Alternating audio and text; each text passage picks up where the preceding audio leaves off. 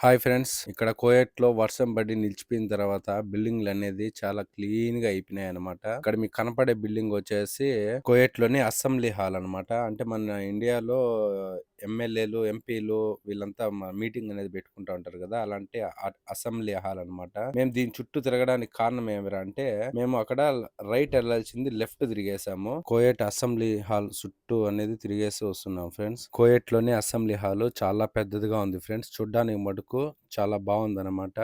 ఈ assembly hall ఎలా అనిపించిందో మీకు కామెంట్ చేయండి. అసెంబ్లీ హాల్ పక్కనే మసీద్ అనేది ఉంది ఫ్రెండ్స్. చాలా బాగా కట్టారనమాట. నేనైతే కోయట్‌లో ఇలాంటి మసీద్ అయితే మటుకు ఎక్కడా చూడలేదు. చాలా అంటే చాలా బాగుంది. అసెంబ్లీ ఎదురుగా ఆర్మీ ఆఫీస్ ఉంది. చాలా పెద్దది. కోయట్‌లో ప్రైవేట్ బస్సులకి బస్ స్టాండ్ అనేది లేదనమాట. కాబట్టి ఊరు బయట అనేది ఖాళీ ప్లేస్ లో బస్సులు అనేది ఇక్కడ పెట్టుకుంటున్నారనమాట. మేము సింగిల్ రోడ్ లో నుంచి పెద్ద రోడ్ల కంటే హైవే అనేది ఎక్కుతున్నాం అనమాట. ఇది హైవే నెంబర్ రోడ్ వచ్చి 80 నంబర్ రోడ్డు. అబ్దలి ముతలా హైవే అనమాట.